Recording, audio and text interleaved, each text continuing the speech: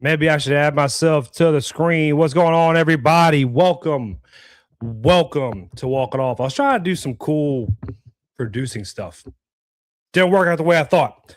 Welcome into Walk It Off. I am your host, Paul Jarrett, and tonight we're going to discuss a lot of information coming around LSU right now and surrounding LSU. Jayden Anding today on Rivals announced his commitment to LSU. Angel Laya committed to Jay Johnson in the Powerhouse since we last spoke. CJ Weinstein has decided to go be a UCLA Bruin.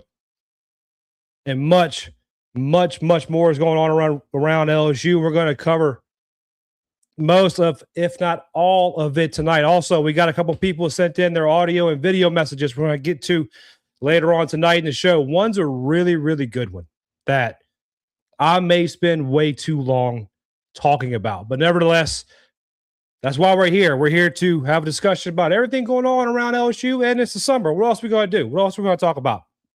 Before we get there, do me a favor. If you're watching on X, if you're watching on YouTube, if you're watching on X, please repost the stream, like the post, tell all your friends to follow. If you're watching on YouTube, please subscribe to the channel, hit the like button. I would truly appreciate it. It does so much more than you could possibly imagine, and it's free. If you're on Instagram, you follow me on Instagram. If you don't follow me on Instagram, you don't follow me on TikTok, please go follow me. All of them is at Walk It Off Talk. All of it. So just go over there, give me a follow. Helps me out tremendously. And that's that. We're going to get into more of that discussion later because tonight, I'm going to get some stuff off my chest. But we're going to do that later on after we get through some of the content for this evening. Let's say what's up to everybody in the chat. Kaylee Joe, hey, sweetheart. How you doing? Mr. Robbie Plaisance, how everybody doing tonight? I'm doing good, Robbie. Doing good. How about you? How about yourself, buddy? Uncle Randy, saying what's up, everybody in the chat. What's up, Uncle Randy? I was watching a video today. Do y'all get those videos of like the people who do like crabbing, like crab fishing at like Maryland and like Maine fishing and like lobster fishing in Maine, stuff like that? I get those and I just get like sucked into them. And the guy was like, oh, look, it's Uncle Randy. And I was like, that's my guy, Uncle Randy. The staff writer over at And the Valley Shook. David Billiot is in the chat. How we doing, David? How are you doing, DB? Babbing on the Bayou. Hey, my friend. What's up, buddy? We still need to talk, by the way. I ain't forgot about you. Zach is here on time and referring to himself in the third person. Yes, he is. Yes. By the way, Zach, not for nothing. I get off of social media for a couple of days, spend time with family, get some stuff done around the house. We're boycotting college football now, like the video game. I wish y'all had told me we were boycotting it before I bought it. But I'm kidding. Zach does have a point, though, and I think there's other people who have like a vendetta with the microtransactions. It's Fortnite's fault. It's so stupid. It drives me nuts. All right, so let's get into it. So let's get into the little fun part of a conversation real quick. And I have an audio message from somebody that I'm going to play. Oh, hold on. Not boycotting. I can go into this tomorrow. Sounds good. So, I think other people's posts that comment on your post, I went and like try to figure out what's going on. I think they're saying boycott. So I apologize for putting those words in your mouth. But I do have an audio message from one of our fans here, right here. It ties into what I'm about to talk about.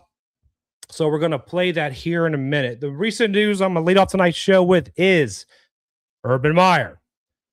So Urban Meyer has decided to put his foot in his mouth yet again, talking about the state of Louisiana. And I say yet again because this isn't the first time he decided to open up and talk about Louisiana. The national winning championship football coach, the national championship winning football coach from Florida and Ohio State was recently on his podcast. I don't remember the name of it. I don't care to shout him out. And he decided to make some statements about the LSU fan base this time, which was a decision to make to go after a fan base who has the most sports podcasts of any other university in the nation. We'll talk about that later, but let's give a little background. Let's, I'll be honest with you. Urban Meyer is becoming somebody that I like, kind of like college football. I kind of want to boycott Urban Meyer as much as I want to boycott Cody Campbell. Like he's almost to that level. But did Urban Meyer kind of do us a favor with all this? And I think he kind of did to a point. Urban Meyer this week was it was on his podcast trying to rank the 5 head coaches in college football he's looking forward to the most and watching this year. But let's back up from that, because he went to talk about Lane Kiffin and expectations that are related to Lane Kiffin's fit. But let's talk about that real quick. Urban Meyer, in the past, has openly stated he doesn't want to step foot in state Louisiana ever again. He's done this multiple times. He said it again on this clip we're going to talk about here in a little bit. But the first clip I remember seeing, they were talking about recruiting. And they talked about the state of Louisiana for some reason. And he said, yeah, I decided I was never going to recruit in Louisiana again. Probably because we don't have dance floors or steakhouses. But he said, I'm never going to recruit in Louisiana again. He would go on to say in the video that he would get to the dance floor, bad choice of words, get to the dance floor with a talented recruit, and they wouldn't come to Florida. Pause. They wouldn't come. He would say, come, I'm at Florida. Pause. Again, bad choice of words for Urban Meyer.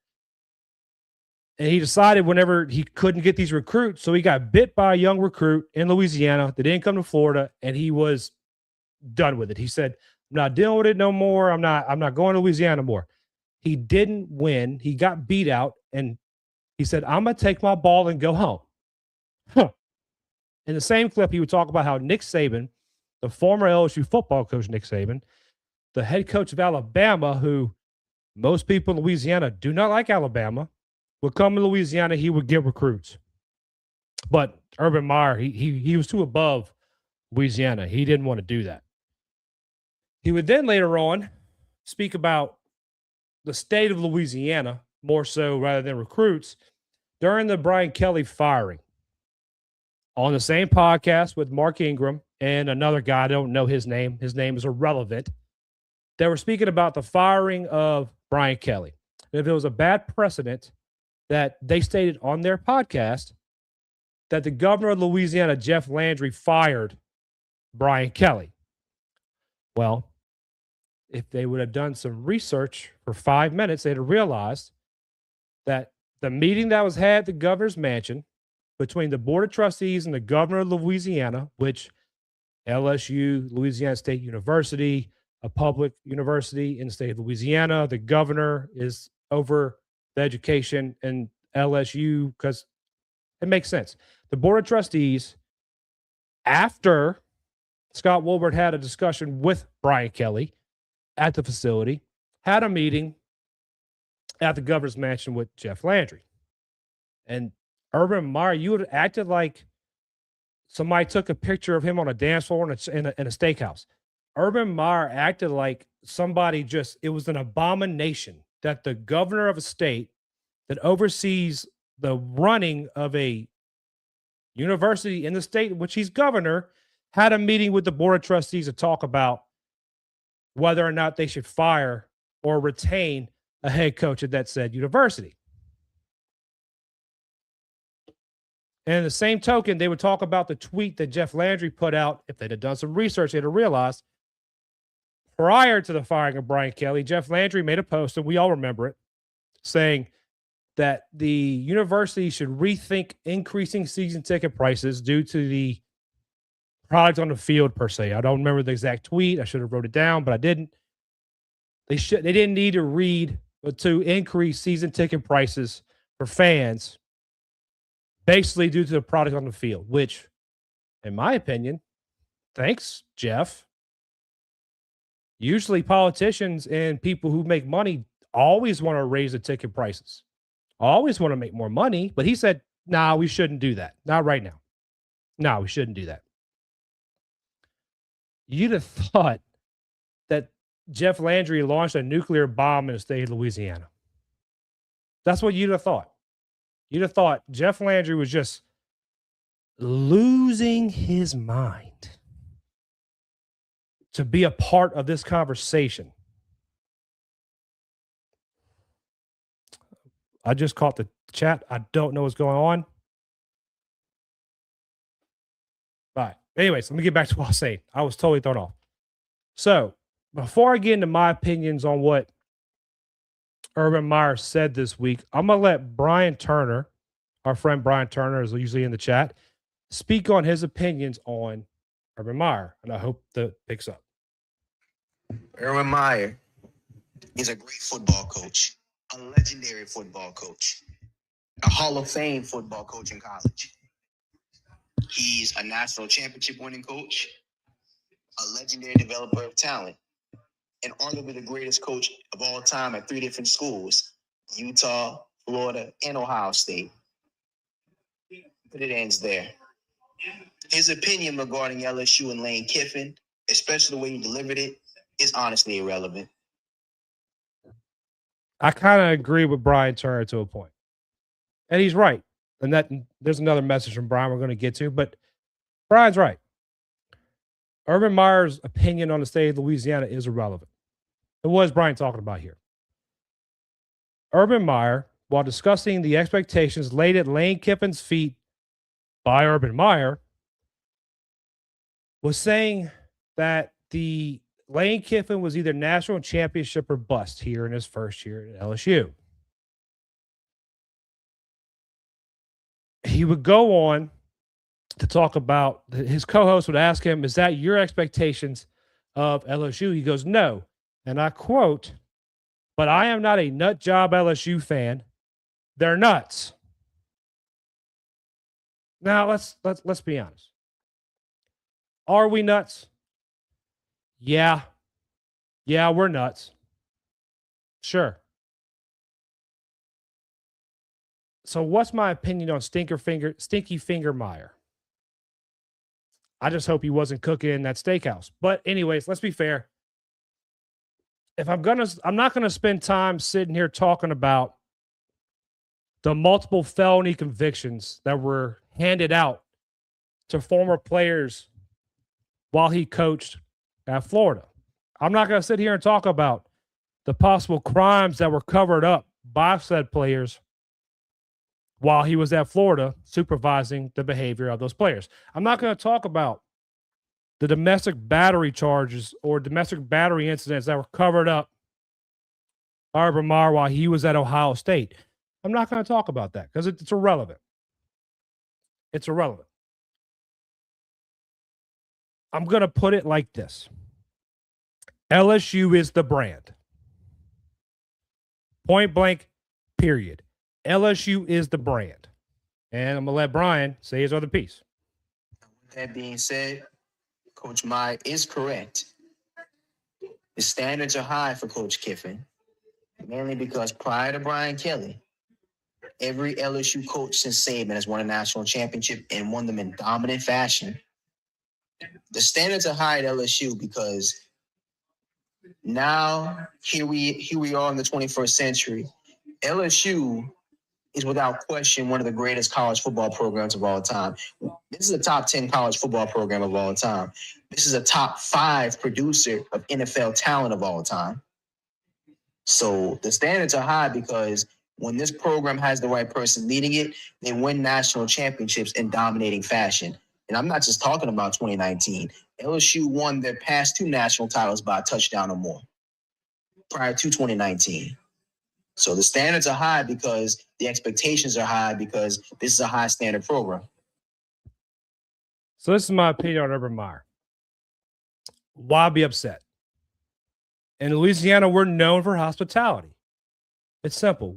If Urban Meyer ever finds himself in the great state of Louisiana again, either tell him to read between the lines or tell him he's number one with a specific finger.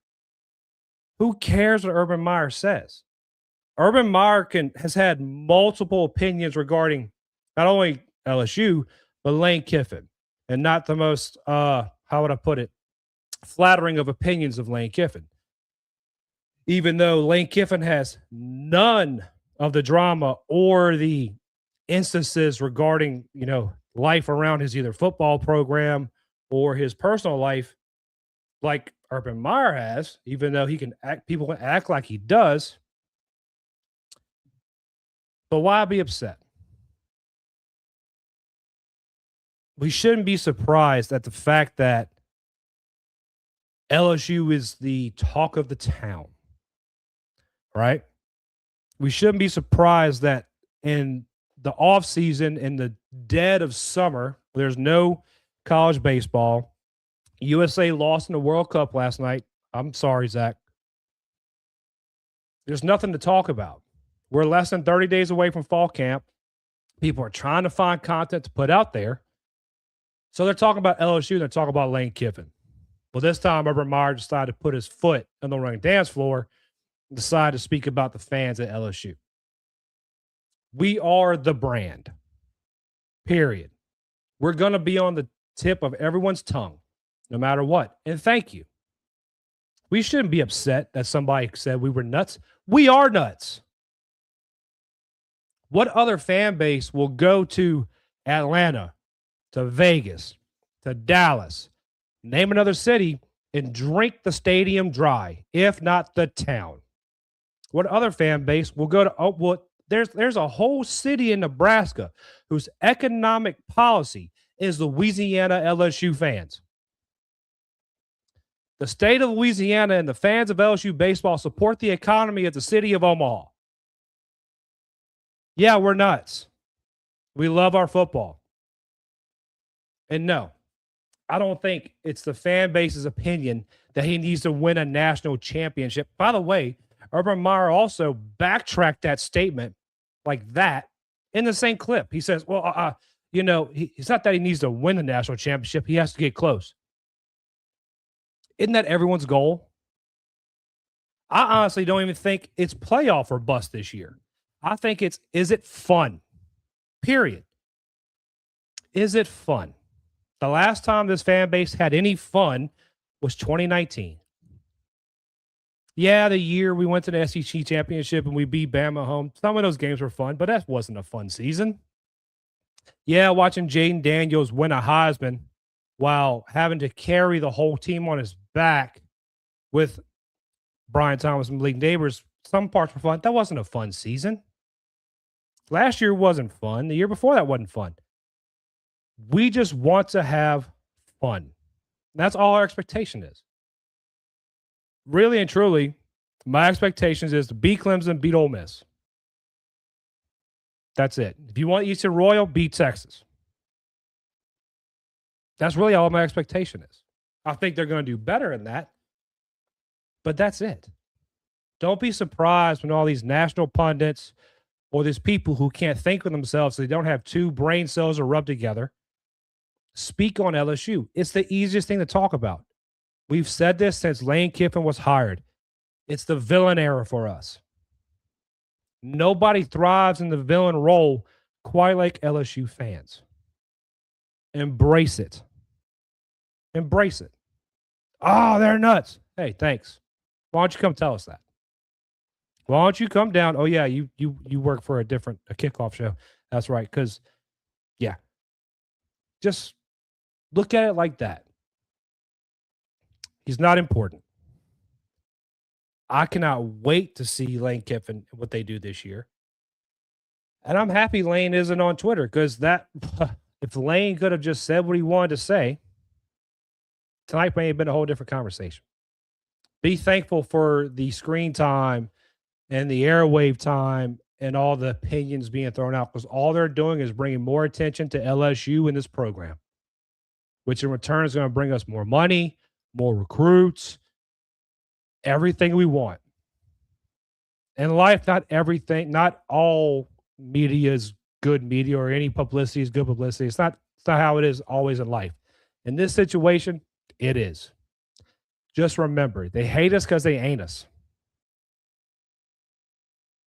Urban Meyer would have killed to come coach at LSU. I bet at one point in his career, he would have killed to come coach at LSU. He never got that chance. Lane Kiffin did. And Lane Kiffin's going to run with it and do better than he did at Florida or Ohio State. That's my opinion on the matter. Let's get back to the chat real quick before we get to our break. Let me see what I miss. All right. Let's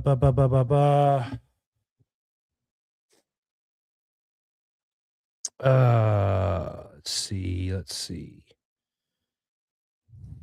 Any dance floor Urban Meyer on it smells disgusting. More like his hand. David doesn't like that Zach didn't acknowledge David's message in the third person. Okay.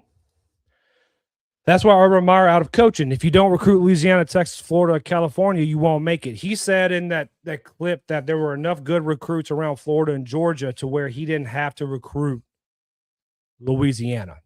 I'm pretty sure he was still coming to Louisiana recruiting guys. He's just talking out of his rear end. Governor Landry wasn't having it. Scott Woodward and BK had to go. Yeah. Trying to make Paul crack like he does Zach. Can't do it. I'm not reading that one, David. I'm not reading. Preach, BT. Exactly. Preach. Let's see. Vern wasn't having it either. He said LSU should be in the playoffs every year. Anything less is unacceptable. You're right. And so, yeah, so he meant Verge. So Verge Osbury has said that, and I believe he believes that. And I believe Lane Kiffin believes that. And I believe the fan base believes that. But you also got to remember, you brought in 60 transfer portal guys. It's a first year under a new regime with that much change. Now, it's a little different when you bring in the top transfers, the top transfer portal class, the top high school recruiting class, and now looking to be the top high school recruiting class again. You're going to have a better chance of winning and providing that type of, sustainment you need. But it is what it is. Invite Urban to Clemson game, and he can meet Lane Kiffin at Fred's and settle their beef. I don't know if Urban's wife's going to let him go to Fred's. So I'll be honest with you. And Lane needs to stay out of Fred's. Like, I'm all for people act like Lane's married. Last I checked, Lane was single. He wasn't married. You can have fun. Leave the man alone. Let him do his thing. I'm still depressed about the World Cup. I'll say this. I watched it. It was bad enough to where I wasn't depressed. It was like, we suck again. Like, that's what it was. And Lane Kiffin has something Urban Meyer never had on his staff, was the elite recruiter and Ed Orgeron on his staff. We're going to talk about that. We're going to talk about that here in a little bit. 23 was agonizing, knowing what could have been if Madhouse didn't exist. Oh, so that's always a hard thing for me because I remember after the 22 season, like, I loved Madhouse after 22. I thought he did a great job in 22. In 23, it was just like the wheels fell off. Did they say they hate us because they ain't us? Ain't us. You got to watch. What's that movie called? The Interview? Hey, watch that. It's funny. Remember, if you're on X and you're watching this live on X, please do me a favor. Repost the link. Repost the stream. Like it for me. If you're watching on YouTube, please subscribe and like the video. It helps me out tremendously. We're going to do a quick break. When we come back, we're going to get into Jayden Anding. We're going to get into Angel Laya. We're going to get into your messages. And also, I'm going to get a little thing off my chest. Stay with us. John 16:33, Jesus says, I've told you all this so that you may have peace in me. Here on earth you will have many trials and sorrows, but take heart because I've overcome the world. Like, that truth that Jesus won is so powerful, so significant in our lives if we fully trust and fully surrender to that promise. Like, no matter what we're going to face, no matter what stress, no matter what challenges, no matter what anxiety, like, Jesus promises peace, and he reminds us that all of the sin, the fear, the doubt, the shame, like, he overcame it all. He paid the price for your sin and mine when he went to that cross. He died a death that we deserve. He went into the grave. He didn't stay there. 3 days later, he rose from the grave, and the promise is true that he's coming back someday. So the power and the significance of that verse is now in a 2-word phrase that's on a t-shirt, on a hat, on a hoodie, and simply said, Jesus. Even in the valley of the shadow of death, I can take rest, cause the living God is living in my chest. Every day I wake up feeling blessed, and even if I don't, I see it as a test.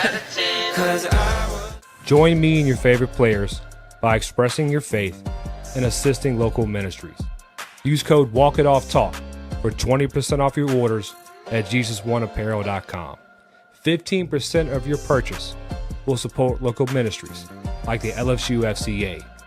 That is code WalkItOffTalk for 20% off. Jesus One. In South Louisiana, there's nothing we love more than God, family, sports, and food. For your next get-together, make sure you contact Lemme Sourdough Bakery. Whether you're gathering with friends and family for the big game or surrounding yourself with loved ones for a Sunday dinner, let Lemme Sourdough Bakery provide what you need to make it that much more special. Lemme Sourdough Bakery is a small batch, all organic bakery right here in the heart of Baton Rouge, Louisiana. Go take a look at what's being mixed up in the kitchen next, as well as place your orders on Instagram at Lemme Sourdough Bakery. Don't forget to pick up your regular sourdough loaves, your jalapeno cheddar loaves, cookies for those late night snacks, and cinnamon rolls for those early morning cravings.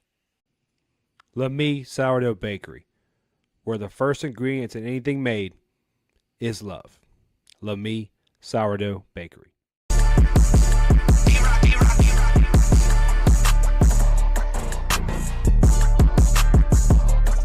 All right, we are back. Zach, wasn't House and Sloan on the same staff? I thought they were on the same staff together. I know Denbrock was the OC, but wasn't Sloan the quarterback's coach then? And I agree with you about House in 22. I thought he did a good job. That's right. Matt House, Joe Sloan, Les Miles would be an elite staff. Goodness. Les Miles will somehow get recruits. I don't know how. Toss, dive, and wide receiver screens all day. Goodness. All right. So I won't even call wide receiver screens on college football 27. That's how, can't do it. Got PTSD.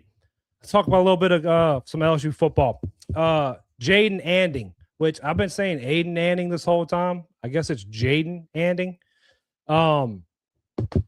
Yeah, I felt bad when I got that wrong. Jayden Anding today on Rivals on a live stream announced his commitment to LSU. And I'm sure if LSU wasn't in the picture, Hayes Fawcett would have still said he picked that team over LSU. But aside from that, if you didn't watch the live stream, which it wasn't very long, they did an interview with Shea Dixon after it, which was pretty good. If you missed it, you missed a couple like a key statement that Anding made regarding his commitment.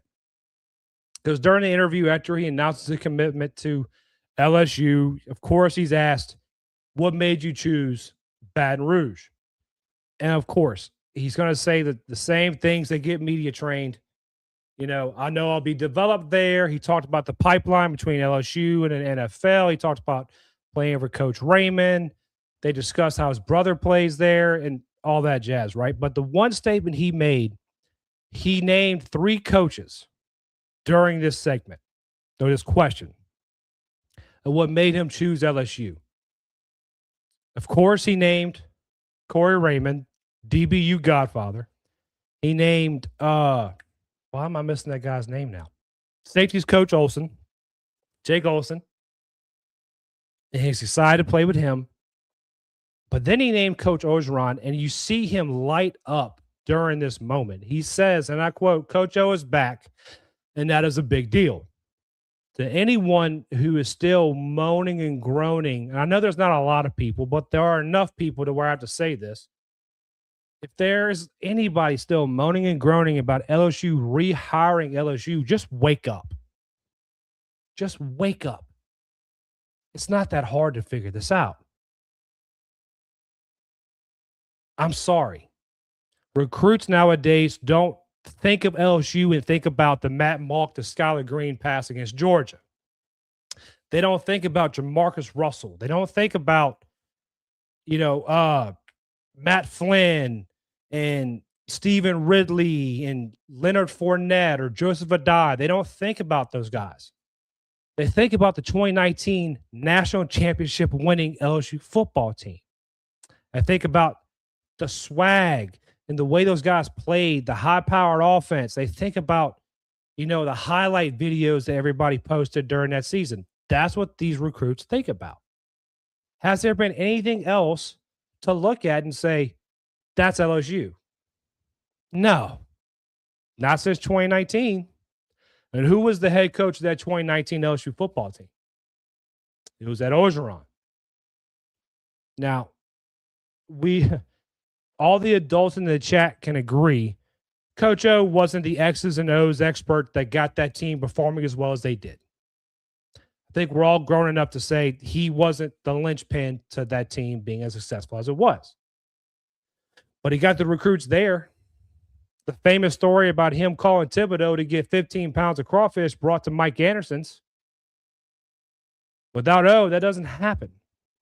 Why do you think they still have the gritty celebration in college football 27? It's because of the 2019 football team. It's that simple. If it wasn't, they'd have it in NFL for Jettas, but they wouldn't have it in college football 27. If you don't take Jayden Anding's word for it, go watch the Jalen Brewster recruiting weekend video he made on his YouTube channel. If you haven't watched it, I suggest you go watch it. It was a pretty cool little video. It was a good little behind-the-scenes sneak peek to some of what the recruits, experience while they're here on a weekend trip to LSU and their recruiting visit. It was kind of cool. Go just watch. Ed Orgeron's all over that video. All over that video. Go watch Ed Orgeron captivate Jalen Brewster. We all saw the video of him in the tunnel, go on the field. I get that. We all saw the picture of Orgeron pinning up Jalen Brewster, teaching him a technique. But in the video, you can go watch Jalen Brewster just be captivated by Ed Orgeron. Captivated. Locked in. Coach Orgeron is the embodiment of what LSU football needs to be. The intensity, the character, the unpredictability of Coach Orgeron is what LSU should be known for. And yeah, he's back, but he's not the head man anymore. So think about this. Take that same intensity, that same culture, that same unpredictability, that same off-the-cuff attitude that Coach Orgeron has, and put the bumpers on the bowling alley. Now he has guardrails. Now they can kind of bring him back over the line. Hey, stay in the lane. Oh, you got go back over here. It's dangerous. It's dangerous. Just the same way that Baseball America was speaking about Jay Johnson being a scary man in the offseason when he doesn't get his way. College football is noticing the impact that Orgeron has at LSU, and I am all here for it. Now, some other news we had while we were gone. Angel Laya, the left-handed hitting right fielder from Oregon, has committed to the Powerhouse. He's committed to Jay Johnson and LSU Baseball. And there's an elephant in the room we're going to discuss. But we're going to focus on Angel Laya here for a minute. And I said right field because we're going to act like the elephant in the room isn't there right now. But I'm going to say right field because I believe Angel Laya stays in right field for the Tigers. And I'm going to explain to you why. But before we get to that, let's talk a little bit about Angel Laya and the guy we're getting. And I kind of, when I was looking at Angel Laya, yeah, you can go look at all the highlights. You can go look at the Wheels videos of Oregon playing. You can see you can look at stats. You can do all that. But I always want to know, who was the guy that got to Oregon? Who was the player from high school going to college? Who was that Angel Laya? So I went and looked up perfect game, and I found some showcase numbers he had.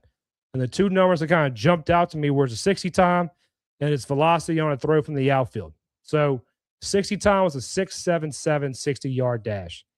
Buddy, that is cooking. Cooking. And believe it or not, there's an outfielder coming to LSU that this time last year was fat. So much faster than that. We'll get to that a little bit. And also, Laya threw 96 from the outfield. And he's gotten stronger because that was his senior year going into college. I think his exit velocity on his bat was 93 in the showcase. I'm not worried about that. I can't stand the exit velocity stats. I wish they would stop measuring that crap.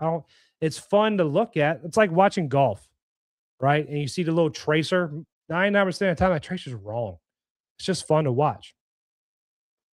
So last year, Laya played, I believe, in 59 games, if I'm not mistaken, for the Oregon Ducks in right field. And then 260 at-bats, he would hit 296. It wasn't over 300, so I'm guessing he's overrated to some people. But in 260 at-bats, he had 27 walks. He had 10 doubles, a triple, 14 pumps, and he drove in 47. He had 47 RBIs. He struck out 34 times in those at-bats. And now, some people may look at that number and think it's elevated. I've heard people say he has a strikeout issue, right? But I want you to take this into consideration, all right? In 260 at-bats, he had 34 strikeouts. Well, you got to weed through the numbers here a little bit better, kind of get a better picture of the hitter he is. There's a stat that isn't really talked about as much anymore. It was talked about a lot more when I played. It was called contact percentage. And basically what contact percentage is, how many times do you go to the plate, do you put the ball in play? Period. Not whether or not you get a base hit, not whether or not you hit a double, not whether or not it's how often do you put the ball in play? Taking the hit by pitch in consideration, taking walks into consideration and strikeouts versus his at-bats and hits, Laya has an 847 contact percentage. So around 85% of the time when he steps to the plate, he's putting bat on ball. He's putting the ball in play. That is so ridiculously high. I did the numbers on Derek Curiel earlier in this past year. Curiel was around an 82 to 83 contact percentage guy. That's the guy you're getting to LSU. To add to that ability at the plate, Laya didn't record an error all last year. He had 72 opportunities in the field to record an out or have a put out as a deep stat. 72 opportunities, 0 errors. And also, I wanted to talk about this real quick, just for the FUDs and the mouth breathers on X who don't understand baseball. There was one clip, and it was against Youngstown State, that you can go watch. It's if you just type in Angel Laya highlights, it'll pop up as a short. Angel Laya is at the plate, and he hits this like just straight can of corn pop up to the third base. It's early in the season. It appears.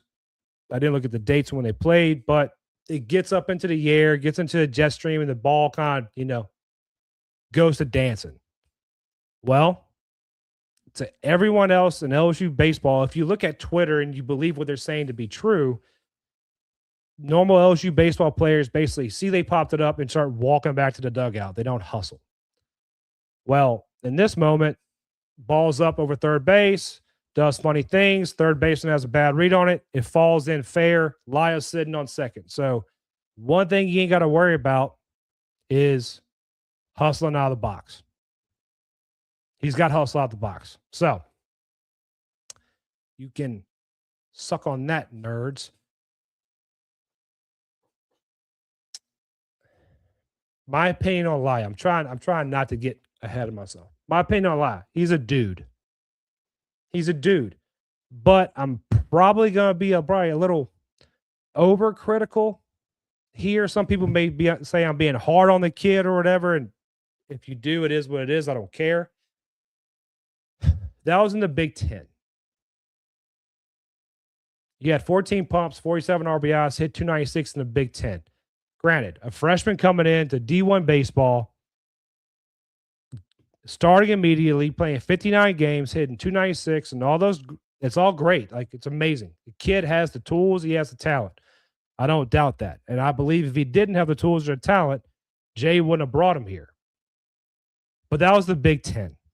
And Oregon's non-conference schedule does not touch LSU's non-conference schedule that Jay loves to schedule. Oh, but you played Milwaukee and blah, blah, blah. They made the regional. Jay consistently schedules good teams out of non-cons that you look at on a schedule and you go, oh, they should drag them, and you don't because that's a good team. Oregon doesn't do that. Now, Oregon played teams like UCLA and USC. Granted, yeah, they did. UCLA didn't make it out of their own regional. Somebody called that. Brock Chalowski didn't win the Golden Spikes. Somebody called that.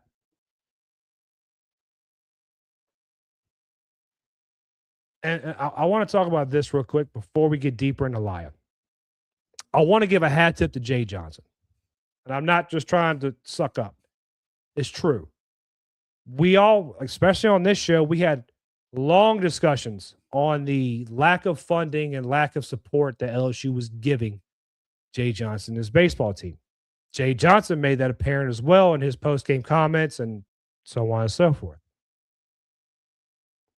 Jay Johnson has came out and is working his butt off to fundraise to get the money he needs to get the guys he wants. And I won't give a hat tip. I'll give like a golf clap to Verge Osbury and LSU administration for giving Jay more of what he needs. But Jay has what he needs, but he needs more. He's making it work with what he has. Let's just be honest about that. Jay needs more. But a hat tip to Jay Johnson and a golf clap to Verge Osbury.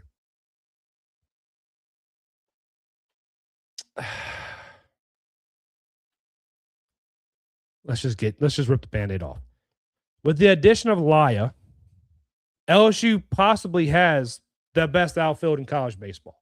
You mix the assumed offensive production by Bino Waters, Angel Laya, and Jason Wax, coupled with their defensive ability and the speed, you quite possibly have the best outfield in college baseball.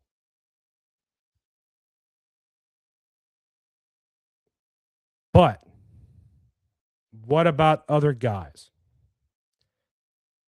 Think about a guy like William Patrick, a guy that Jay Johnson spoke about glowingly multiple times. He even went as far as saying we need to find a way to even get William Patrick in the infield to get him on the field. Where does William Patrick fit into all this?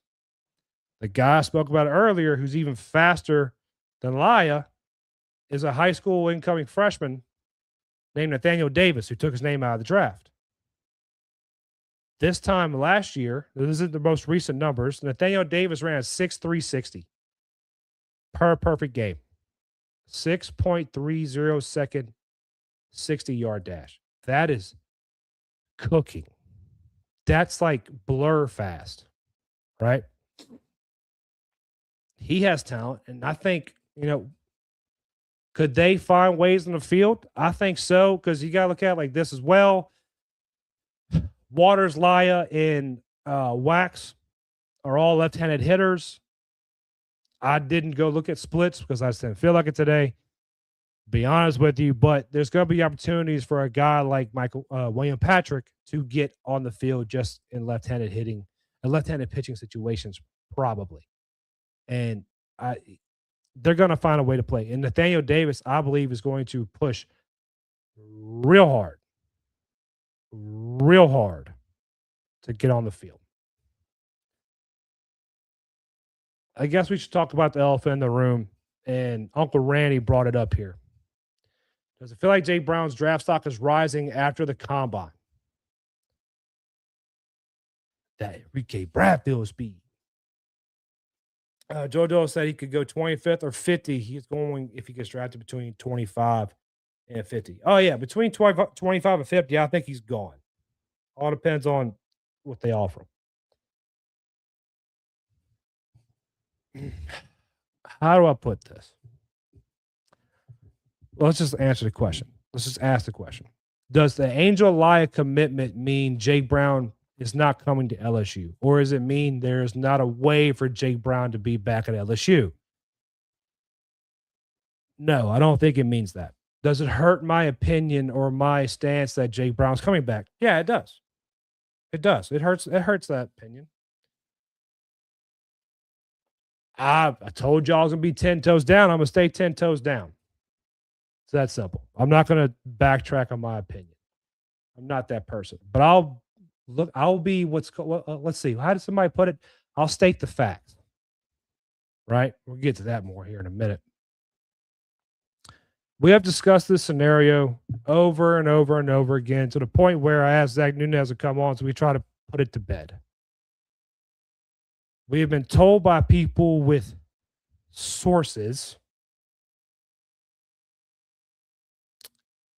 who said there was no shot of Jay Brown coming back. We were also told by people that, and told to my face I was completely wrong for my opinion, that the 5 for 5 ruling would not matter this year.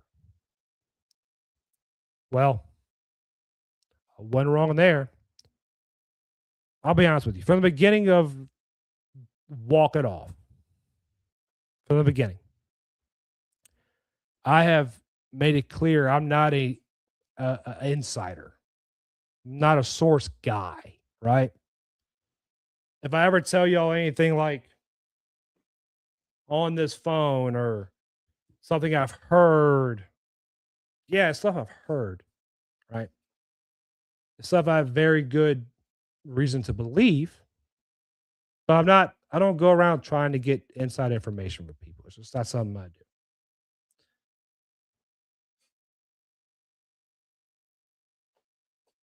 So with the Jake Brown situation and his possible either leaving, or if he leaves for the draft, I'm happy for Jake.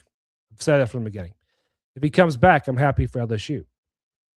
And some people will look at it and go, but what about Wax and Bino and Angel and Nathaniel Davis and this guy? And you just had a freshman playing over a junior at first base. Do you think Jake Johnson's going to tell Jake Brown, no, you can't come back? Now, he may advise him, hey, you may want to go do this. You may want to do that. But what I like about Jay Johnson is he's selfish. If Jake Brown called Jay Johnson tomorrow and said, hey, coach, I'm coming back, I'm going to be honest with you, the odd man out in the outfield right now is Jason Wax. Laya will shift over to, well, Laya can probably stay in right. Yeah, Lyle stay in right, Jake go to center, Bino goes to left. Or Bino comes into the infield because Notre Dame did have him listed as an infielder as well. But that's beside the point. The odd man out would be Wax. I'm going to be completely honest with you.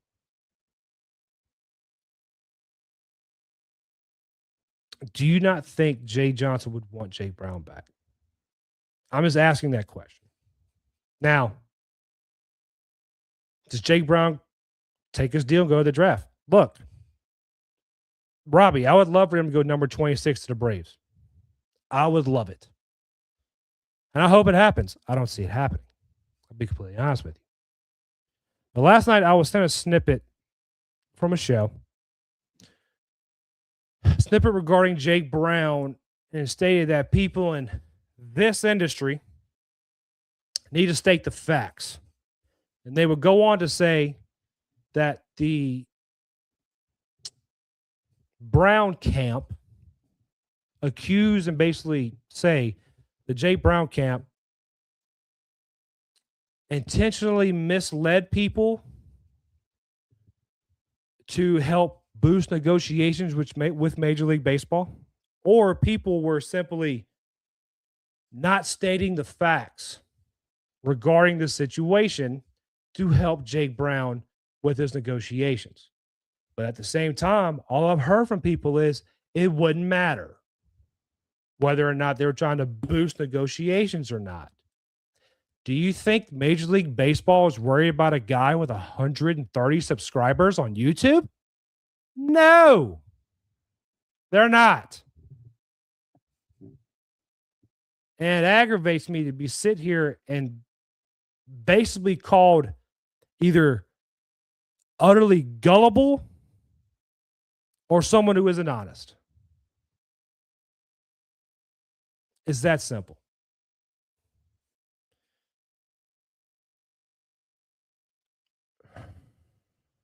I'm trying to keep myself calm. I'll give y'all this. Have I ever spoke to somebody in the Jake Brown camp? Yeah, I have. I've had conversations with people in the Brown camp. I can say conversations because they were more than just, hey, how you doing? How you doing? It was more than that. You wonder how often we talked about baseball? I'd say about 10%. I'm not that guy. I don't go around calling people and be like, hey, what have you heard? Because I just don't want to be that guy. Nothing wrong with people that do that. Nothing wrong with that. I have no problem when anybody does that. It doesn't feel comfortable with me to do that. I'll be honest with you. In all honesty, I'm just going to go ahead and say this for anybody who's watching or, whatever, because I'm sure this could be snippeted and clipped and sent to somebody. I don't care. I'm a nobody. In this whole racket, I'm a nobody. I have no followers. I have no subscribers. I don't have any company backing me.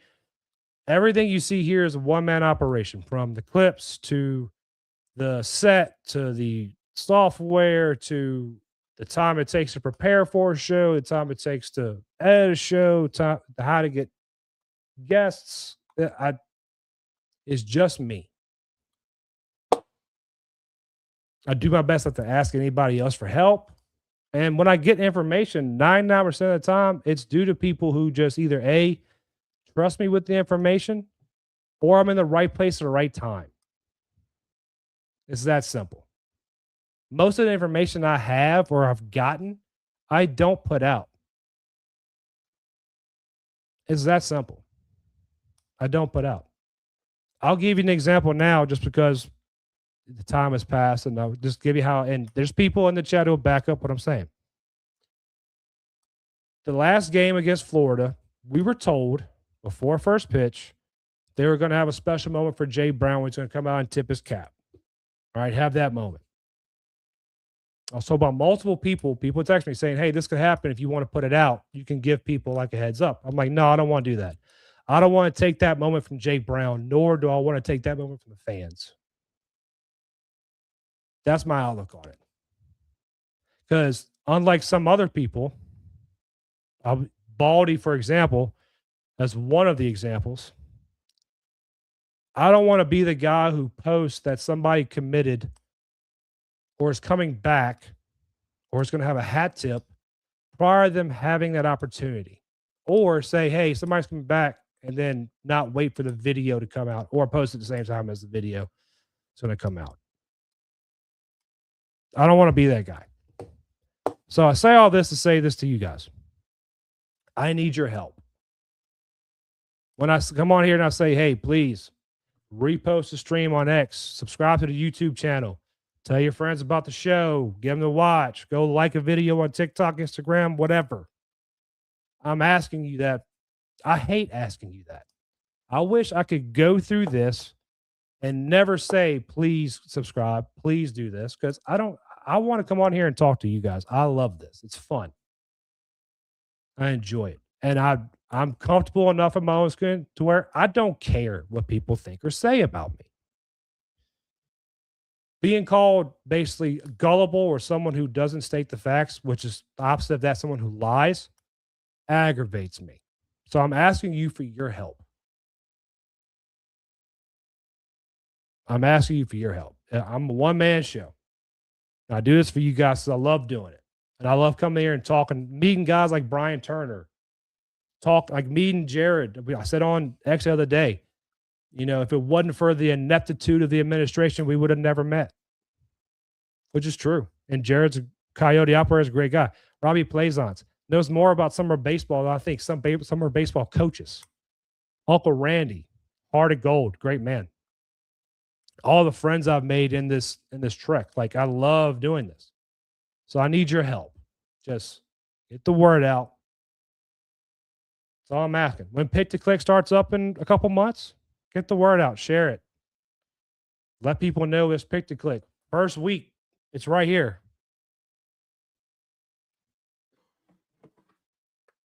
Give y'all heads up.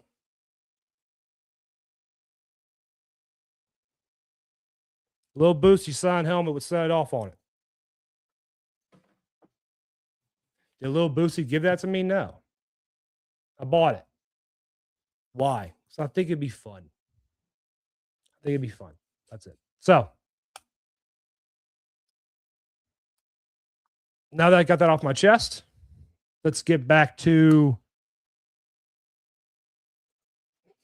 Hold on. I'm going to say this to everybody, and I'm probably going to clip this. Everybody. Whether you're a nobody or you have the number one show or you're trying to have the number one show or, whatever.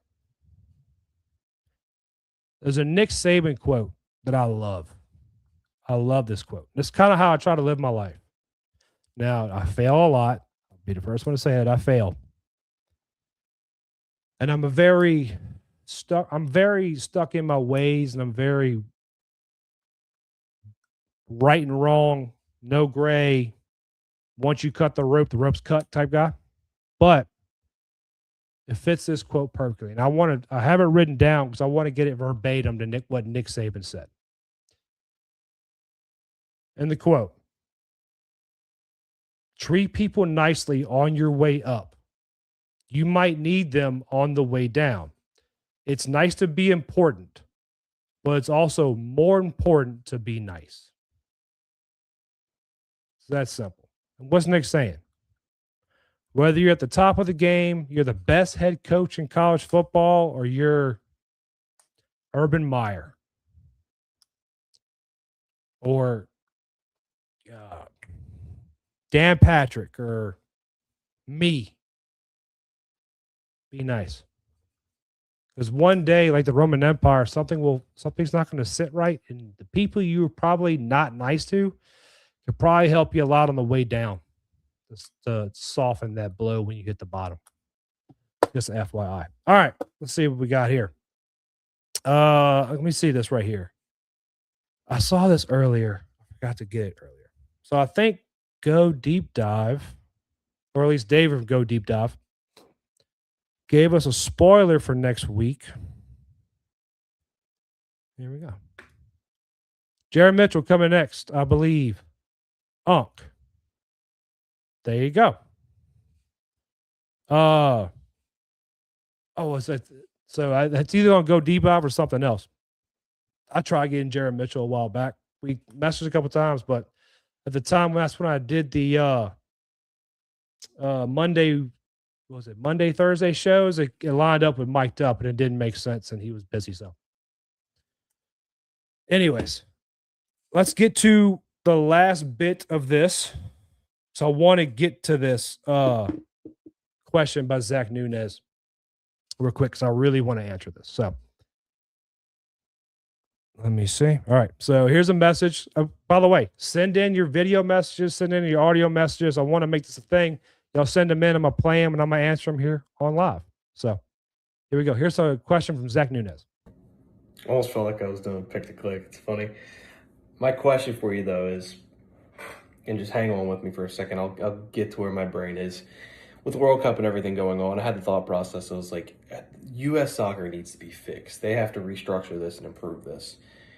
Kind of got my brain working of different formats you could use. And I was like, the MLB is not a great product either. It's like, how do you fix the MLB? Because it's not what it used to be. I was like, you know who would be really good at answering that question? My buddy Paul. So Paul, how would you go about fixing the MLB and improving the MLB product? Ooh. How would I go about fixing the MLB? I think about this a lot. So, my opinions on Major League Baseball. College baseball is a better product. No, the talent on the field is not better. I'm not saying that. The overall product is better in college. And I forget who said something about this last week. Someone said this last week. They were talking about how college baseball or baseball in general in America is dying and da-da-da-da. And it's not the money. It's not the free agency. It's not the salary cap. It's not the players union. It's none of that. We live in a world where it's Amazon, same day delivery. I I don't want to go to the movie theaters. I'd rather just rent the movie at my house and stream it there.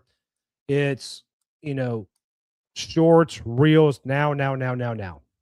The beauty about baseball is you get to step out of that sprint of life that it has turned into. But I also kind of think, as a traditionalist, a guy who loves it, season's too long. Season's too long. You cannot follow players really. Like, as LSU fans, we'll follow Dylan Cruz. We'll follow, Bear Jones, Ethan Fry, Kate Anderson, Anthony Einson, Paul Gervais was just on the mound with the Dodgers. Like, we'll follow those guys. We'll follow them. We'll follow them because we knew them from LSU. We grew a relationship or a fondness for those guys. I didn't know. I mean, Robbie may have known. I didn't know who Ron Acuna was prior to getting to the bigs with the Braves. I didn't know who Ozzie Albies was. I can't tell you half the players and half these rosters, and I love baseball. I think you need to find. Now, I have a grand idea, like a big, grand idea of what Major League Baseball can do to fix it, but we're not going to get into that tonight because that's a 30-minute conversation and a 30-minute explanation of what they do. Major League Baseball needs to get their heads out of their rear ends. The best baseball product with professionals over the last, decade has been the World Baseball Classic. It's fun. It's energizing. It's competitive. Major League Baseball and the way it's played now, they want to suck every bit of fun out of the game. Every bit of it. Every bit of it. You need to find a way to make the game more fun. I don't know if that's allowing celebrations, but then you have unwritten rules of baseball. So I don't know. Could Major League Baseball be too far gone to save? I don't know. I don't think so. But I think not drafting high school players would be a good start because then, same with the Dylan Cruzes or the Jared Joneses or the Tommy Whites, you'll have fan bases that latch onto these guys and you'll follow them throughout their professional career. They need to separate domestic draft from international draft. I agree with that from the proposal from Major League Baseball. They need to separate that. My grand idea separates it completely, but that's for another day. At the end of the day, it's kind of like LSU football with Brian Kelly and Lane Kiffin. It needs to be fun. Right now, Major League Baseball is in the Brian Kelly days. They need to get to the Lane Kiffin days to make it fun whatsoever. All right. All right. Let's see. Take out the pitch clock and extra inning rule where you have a runner a second to begin the inning. I don't mind the pitch clock. I think it's unhealthy for pitchers. The 20-second pitch clock, but I do like how it kind of speeds things up. The ghost runner on second rule, that drives me insane. And cut the games to 125 games. What's 162 right now? I'd almost say, 125 be a good round number. I'd even go less, maybe. Go to like 105 games. And then, 105 to 125 games would be good. It would be good. David Billiard agrees. They definitely need to shorten the season. I agree. They need to shorten the season.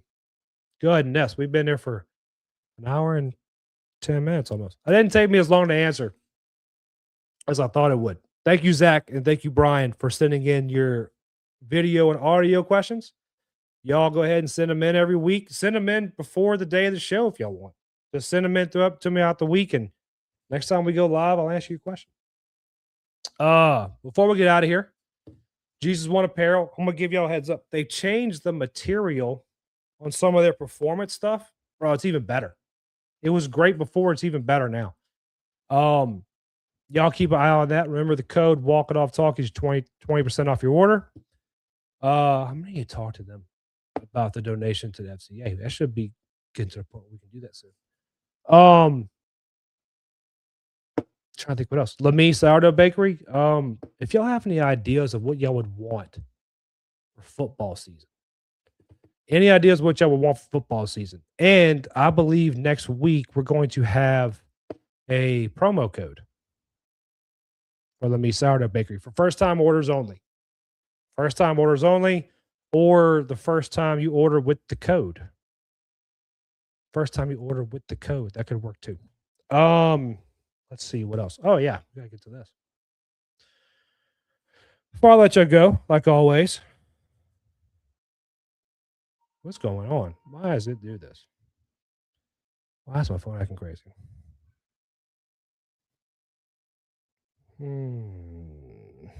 All right. Now, I did flip over. Other ones were kind of like short. Proverbs chapter 31, verse 8. Speak up for those who cannot speak for themselves, for the rights of all who are destitute. Proverbs 31, 8. I hear that and I just think, be the person you would want to have your back. If you're being done wrong, would you want somebody to step up and be there for you? Well, then be that person for everybody else. That's what I hear. Aside from that, thank y'all for coming in, watching the show tonight. I appreciate everybody being here. Please do me a favor. Like the stream on YouTube, like the stream on X, share, repost, follow, subscribe. Everything you do to help, I truly appreciate it. I hope you all have a great rest of your day, or rest of your evening. And yeah, I can't wait to see y'all Thursday. Until then, remember, God loves you. All he wants you to do is love him back. God loves you. I love you. Have a great evening. Go Tigers. And I will see you guys on the other side.